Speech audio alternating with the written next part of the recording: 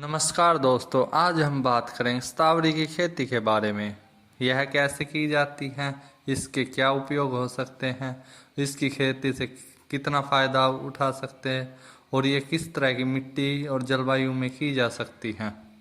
आइए जानते हैं इसका एक संक्षिप्त परिचय। स्ट्रॉबेरी एक झाड़दार या बेलनुमा पौधा होता है। इसकी दो वैरायटियाँ होती हैं, जिसमें एक में बेल के आकार की पतली पतली घास होती है और एक में झाड़ के आकार की पतली पतली घास होती है। इसके कंद को दवाई के रूप में प्रयोग किया जाता है। इसके कंद का काफ़ी दवाइयों में उपयोग किया जा सकता है। इसके कंद को स्ट्रॉबेरी कहा जाता है।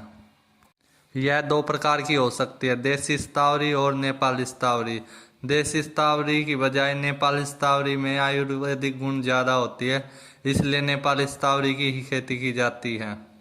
इसकी खेती के लिए आपको क्या उपयुक्त जलवायु चाहिए, कौन से सीजन में आप इसकी खेती कर सकते हैं, आइए बात करते हैं। स्ट्रॉबेरी के लिए उपयुक्त जलवायु। स्ट्रॉबेरी को गर्म और आर्द्र जलवायु वाले क्षेत्र में किया जाता है, क्योंकि यह जलवायु इसके लिए उपयुक्त मानी जाती है। जिन क्षेत्रों में तापमान 10 से 50 डिग्री सेल्सियस के बीच में होता है, वह इसकी खेती के लिए उपयुक्त होते हैं। इस प्रकार से ज़्यादा ठंडे प्रदेशों को छोड़कर यह लगभग सभी भारतवर्ष में की जा सकती है। इसकी खेती विशेष तौर पर मध्य भारत में ज़्यादा की जाती है, क्योंकि इसके लिए यह सबसे उपयुक्त स्थान है। इसके अलावा आप इसकी खेती राजस्थान, पंजाब, हरियाणा और मध्य भारत के सभी भाग, गुजरात, महाराष्ट्र, आंध्र प्रदेश और दक्षिण भारत के सभी भागों में इसकी खेती कर सकते हैं। पर इसकी खेती के लिए सबसे उपयुक्त जलवायु मध्य भारत की ही मानी गई है। बिजाई की विधि। स्ट्रॉबेरी की बिजाई दो तरीकों से की जाती है। स्ट्रॉबेरी की बीजों को नर्सरी में लगाकर तथा स्ट्रॉबेरी के कंदों में अंकुरित कंदों को भी उगाकर इसकी खेती की जा सकती है। अगर आप इसकी नर्सरी में लगाकर खेती करनी चाहते हो तो जब आपको इसकी खेती करनी है उससे 25 से 30 दिन पहले इसकी पौध तैयार कर लें।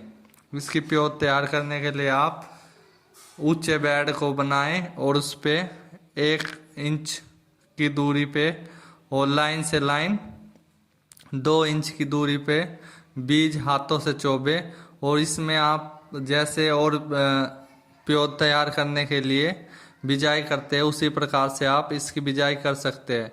इस शुरुआत में थोड़ा नमी ज़्यादा देना पड़ता है तथा गोबर की खाद अच्छी मात्रा में डालें, क्योंकि इसका बीज कठोर होता है जो अंकुरित होने में काफ़ी टाइम लगाता है। इसलिए आप इसकी नर्सरी में उपयुक्त नमी बनाए रखें। इसके बीजों का अंकुरण 10 से 15 दिनों में चालू हो जाता है तथा इसकी पौध लगभग 40 से 45 दिन में लगाने योग्य हो जाती है। इसकी पौध की रोपाई बारिश के दिनों में की जाती है। इसकी समयावधि 24 से 40 माह की होती है।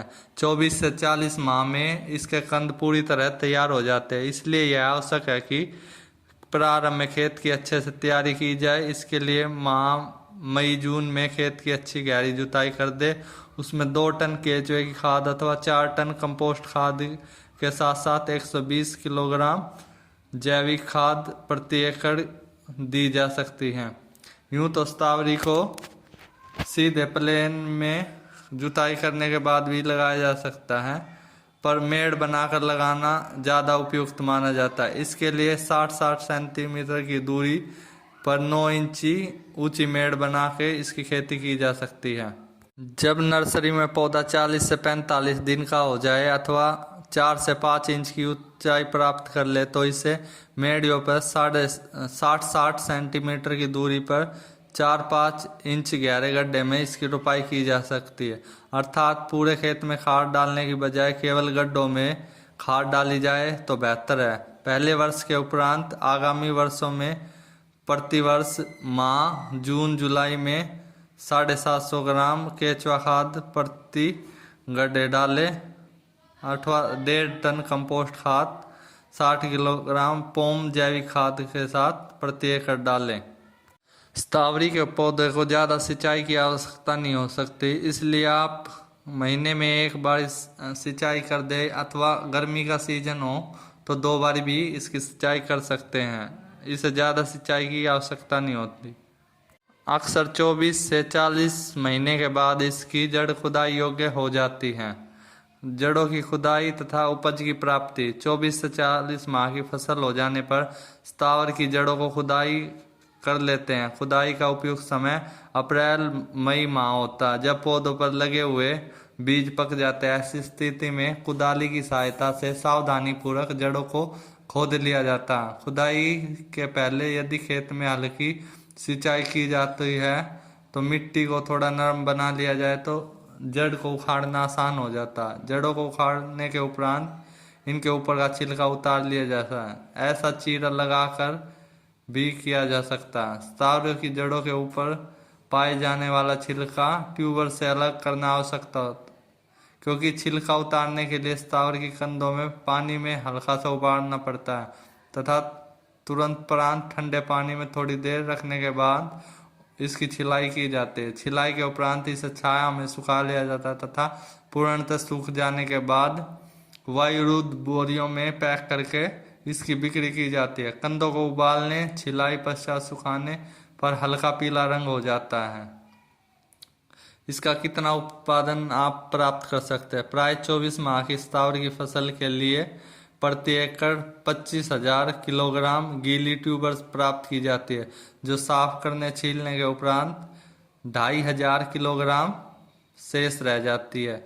यानी कि इस प्रकार से हमें 25 क्विंटल सूखी जड़ का उत्पादन प्राप्त हो सकता है। यह आपके मार्केट पे भी डिपेंड करता है कि आपको इससे कितना मुनाफा प्राप्त हो सकता है। इसकी जड़ 250 से 500-600 रुपये किलो तक भी बिक जाती है।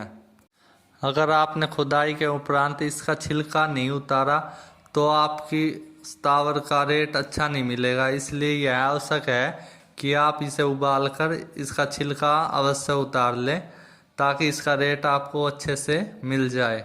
यह थी स्थावर की खेती के बारे में जानकारी। आपको जानकारी कैसे लगी कमेंट में ज़रूर बताएं। अगर आपको इसके रिलेटेड कुछ पूछना है तो कमेंट में क्वेश्चन ज़रूर पुट करें। आपका दिन मंगलमय हो। मिलते हैं अगली वीडियो में।